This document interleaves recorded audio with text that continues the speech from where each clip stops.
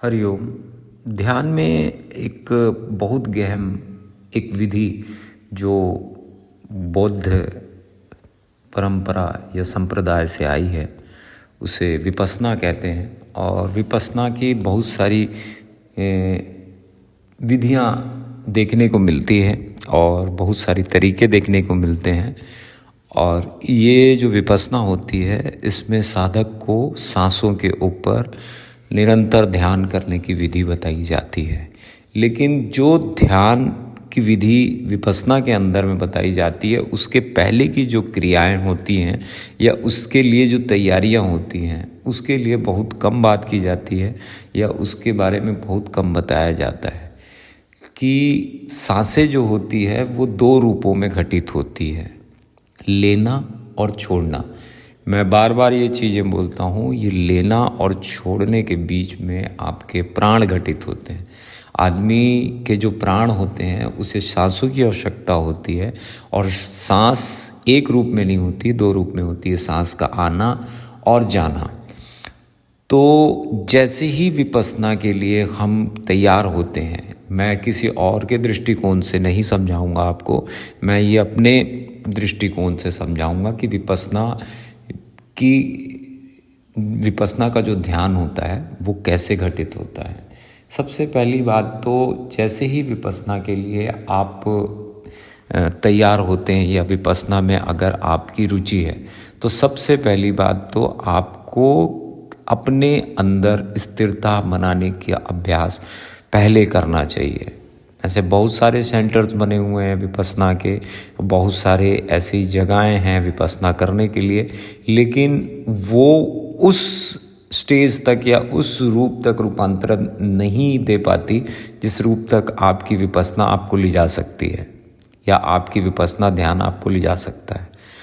तो ध्यान देने की जो सबसे पहली बात है विपश्यना करने से पहले वो ये है कि आपको अंतरतल पे आपको स्थिरता बनानी है। अंतरतल में स्थिरता का मतलब सिर्फ इतना है कि जो सांसें आपकी जहाँ आ रही है और जहाँ से वापस हो रही हैं, जो प्राण से प्राण तक आ रही है और प्राण से जो वापस हो रही है, वहाँ पर स्थिरता बननी चाहिए।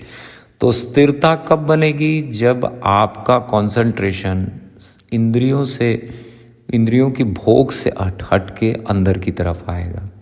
जैसे मुख का जो कार्य है, आँखों का जो कार्य है, नाक का जो कार्य है, कान का जो कार्य है, ये जितने भी कार्य होते हैं या इन सब चीज़ों से जो आपका मस्तिष्क दौड़ रहा है, इन सब चीज़ों को देखने के बाद में जो आपका मन और मस्तिष्क जो दौड़ रहा है, ये उससे हट के आपका जो वे ऑफ थिंकिंग है वो अंदर की हो रहा है। अंदर जो प्राण है वहाँ स्थिरता बनाइए और स्थिरता जितनी ज़्यादा घटित होगी उतना ज़्यादा विपश्यना में आपको कामयाबी मिलेगी और उन्नति का अनुभव होगा।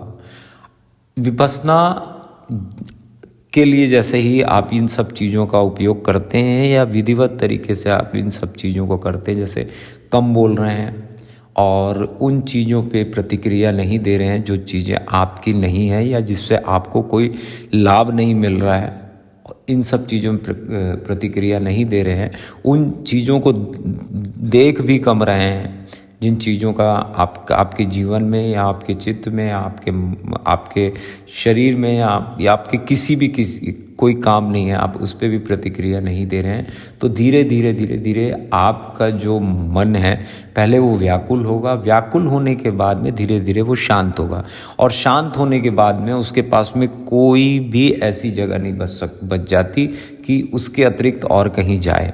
तो फिर वो अपने प्राण में स्थिर होने लगता है। पहले दौड़ेगा, पहले जैसे ही आपने उसको आहार देना कम किया। मन का आहार क्या है? मन का आहार ये है कि आपने जो चीज़ देखे, मैटर नहीं करता कि वो आपके काम की है या नहीं है, वो क्या देख रहा है, वो आप उसके लिए क्या सोच रहे हैं क्या नहीं, बस वो मन वहाँ आपका चलने लग जाएगा। फिर मन के साथ साथ आपका मस्तिष्क चलने लग जाएगा। फिर वो आपने जो चीज़ देखी थी वो तो बहुत पीछे छूट गई, आप उस चीज़ को पकड़ के उसके अतिरिक्त आप उसके साथ कब अपना तादात्म्य बना लेंगे, कब आप उसके विचारों में अपने आप को जोड़ लेंगे, अपने रिश्तेदारों को जोड़ लेंगे, अपने सगे संबंधियों को, अपने दुश्मनों को, सबको जोड़ते हुए आप बहुत आगे निकल जाते हैं। तो ये सिर्फ आप आगे नहीं निकल रहे हैं, इसमें आपकी ऊर्जा भी व्यय होती है। निरंतर आपका जो मन है वो आपकी ऊर्जा को छिन्न करता जाता है। ऐसे ही ये आँख की बात हो गई। कान भी ऐसे ही करते हैं कि कोई ध्वनि को सुन लिए और वो आप ध्वनि को पकड़ के बहुत आगे निकल गए। ध्वनि उस समय घटित हुई थी, आप उसके बहुत आगे निकल गए। ये ऐसे ही मुख काम करता है। ऐसे अब जब आँखों में कंट्रोल नहीं, कान पे कंट्रोल नहीं, मुंह में कंट्रोल नहीं है, तो आपकी स्थिरता कैसे बनेगी आपके प्राणों के अंदर में, या आपके प्राण तल पे आपकी स्थिरता कैसे बनेगी? जब आपके प्राणों पे स्थिरता नहीं बनेगी तो आपकी विपश्यना या कोई भी ध्यान कैसे घटित होगा? जैसे जैसे आपकी पकड़ इन सब चीज़ों से छूटती जाएगी, मन से, आपकी क्रियाओं से, आपकी इंद्रियों से, पकड़ क्या होती है? देखना और उसको पकड़ते हुए आगे बढ़ते जाना। जैसे कोई बेल होती है, आप जैसे कोई भी चीज़ को अगर आपको पकड़ के ऊपर चढ़ना है तो आपको पहले पकड़ना होगा और फिर उससे छोड़ के फिर पकड़ना होगा, फिर छोड़ना होगा, फिर पकड़ना होगा, फिर छोड़ना होगा।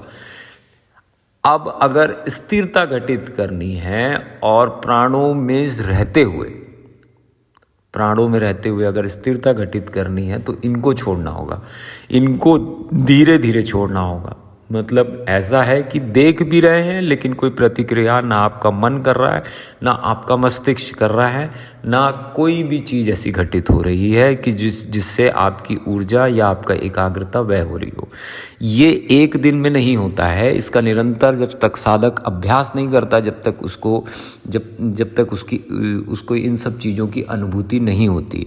अगर आपको किसी बात के माध्यम से अगर आपको समझाने की भी कोशिश करूँगा तो आपको वो चीज़ें नहीं समझ आएगी जो चीज़ें मैं आपको बताना चाहता हूँ। वो तो करने के बाद ही समझ आएगी जो चीज़ें मैं बोल रहा हूँ। ऐसे ही होगा कि पकड़ आपकी छूटेगी और जो त्याग होगा वो आंतरिक रूप से घटित होता जाएगा। तो त्याग जब पकड़ ही नहीं रहेगी तो स्थिरता अपने आप, आपका मन और आपके मस्तिष्क स्थिरता बनने लगी और स्थिरता बनेगी आपके प्राणों में। उसके बाद में क्या होगा? जो कल्पनाएं आपकी आंखों ने बना रही थी, आपकी आंखें बना रही थी, आपके कान बना रहे थे, आपका मुख बना रहा था, या आपका मन बना रहा था, या आपका मस्तिष्क जो बना रहा था, वो कल्पनाओं से आप वापस आते जाओगे।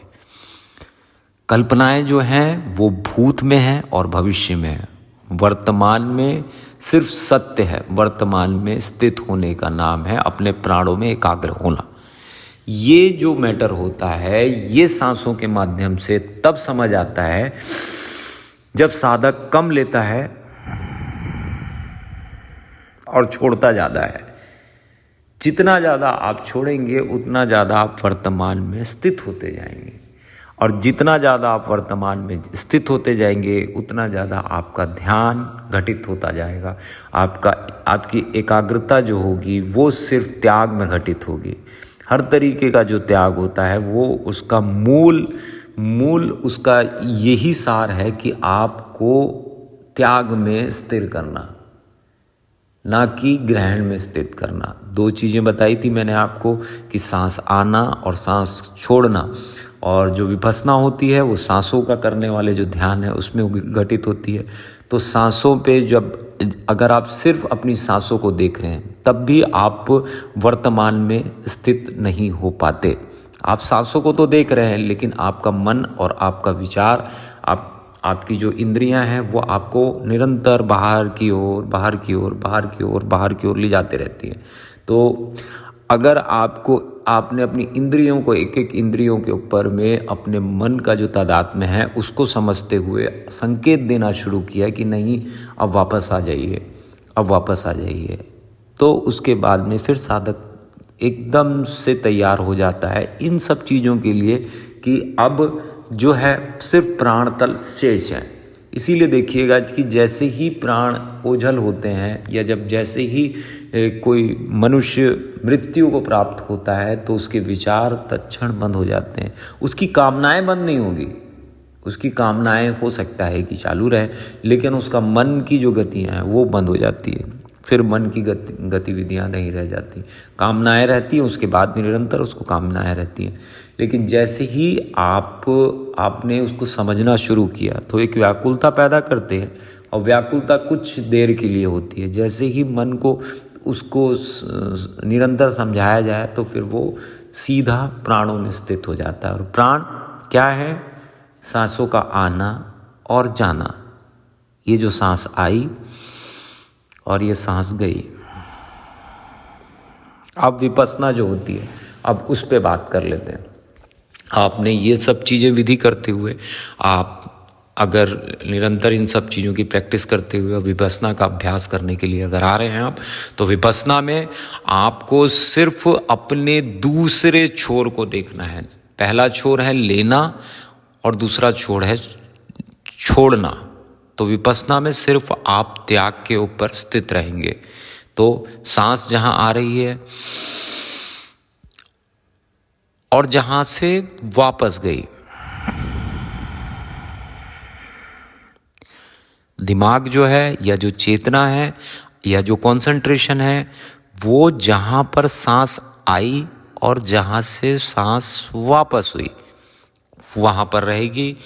और जो ऊर्जा है वो सिर्फ त्याग में ही अपना जोर लगाएगी, ना कि ग्रहण करने में, ना कि सांस लेने में रखेगी। वो सिर्फ सांस को छोड़ने में जोर लगाएगी। लेकिन जोर भी ऐसा नहीं लगाना है, एकदम सहजता से, एकदम सामान्य की स्थिति पे अपनी सांसों को त्याग को रूप देना है। अपनी सांसों को सांस लिए, सांस छोड़े, और जितनी भी प्रतिक्रिया आपके मन के अंदर में उठेंगी, उन सब चीज़ों को सिर्फ और सिर्फ एकाग्रता के माध्यम से जहाँ पर सांस आ रही और जहाँ से वापस जा रही है उसी जगह पे स्थित रखना है।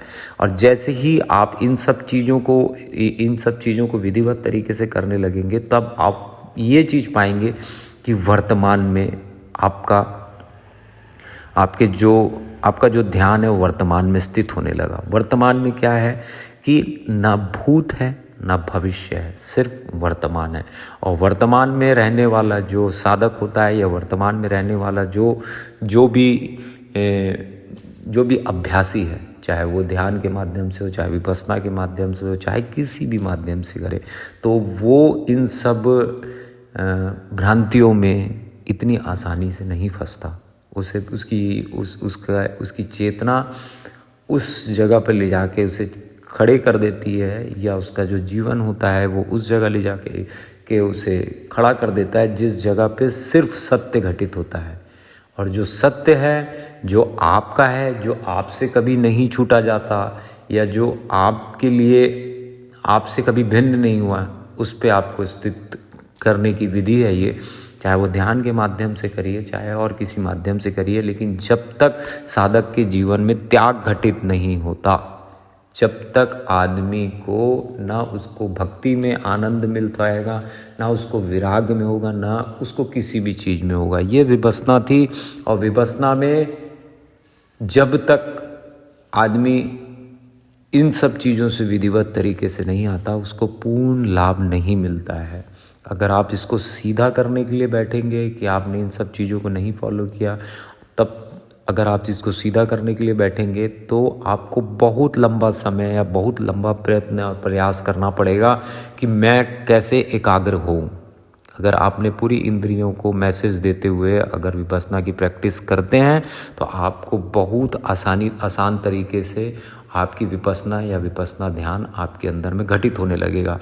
और जैसे ही विपस्सना ध्यान घटित होने लगेगा, ये ध्यान या ये त्याग घटित होने लगेगा, एकाग्र घटित होने लगेगा, आपको कोई आवश्यकता नहीं पड़ेगी इन विधियों को छोड़ने की। क्या होता है कि किसी भी सेंटर पे या कोई भी लाइफ को अगर आप अडेप्ट करते हैं तो थोड़े दिन तक तो आप बहुत आनंद और बहुत अच्छी तरीके से करते हैं, लेकिन जैसे ही आप उस जगह से या उस एटमॉस्फेयर से या उस संगति से आप परे होते हैं या दूर होते हैं, तब आपको समझ आता है कि नहीं यार, अब दूसरी चीज़ों में रम जाते हैं। लेकिन जो सत्य पे खड़े होने वाला है, जो वर्तमान में स्थित होने वाला जो साधक होता है, उसके लिए दूसरी चीज़ों के साथ में तादात्म्य बनाना या कल्पनाओं से या भूत या भविष्य से तादात्म्य बनाना बहुत मुश्किल हो जाता है, बहुत ज़्यादा ही मुश्किल हो जाता है। आप इस भांति समझिए कि जिन लोगों ने, जैसे जो योगी होते हैं, वो उनका पिछला जन्म क्या होगा वो उस पे मत जाइए। वर्तमान के बाद में वो किसी और चीज़ों में अगर लिप्त हो रहे हैं तो उनकी साधना में कहीं ना कहीं कमी रही होगी, इसकी वजह से वो वापस संसार में चले गए। ये चीज़ें बहुत बारीकी होती हैं। खैर, हमको किसी और की आलोचना नहीं करनी है, हमको किसी और की तपस्या या साधना के ऊपर से नहीं कहना है।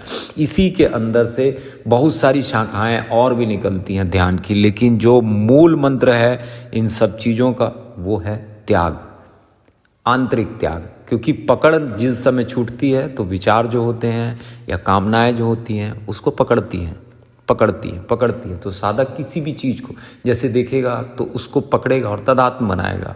किसी भी चीज़ को खाने की, पीने की, लेने की, कामना की, जितनी भी चीज़ें होती, जितनी भी चीज़ें उसकी लालसा की होती है, वो उसको पकड़ेगा तभी वो फलीभूत कर सकती है, या तभी मन को आसानी होती है आगे बढ़ने के लिए। ये था विपश्यना का एक छोटा सा हिस्सा। विपश्यना वैसे बहुत बड़ा सब्जेक्ट है, इस पर और भी डिटेल में बात की जा सकती है, लेकिन अब अगर साधक इतने का ही अभ्यास करके अगर अपनी साधना को आगे बढ़ाएंगे तो उनको मेरे दृष्टिकोण से बहुत अच्छे लाभ मिलेंगे। हरिओम। मैं योगाचार्य शिवाय, doctor in naturopathy and yoga science. Her her Mahadev.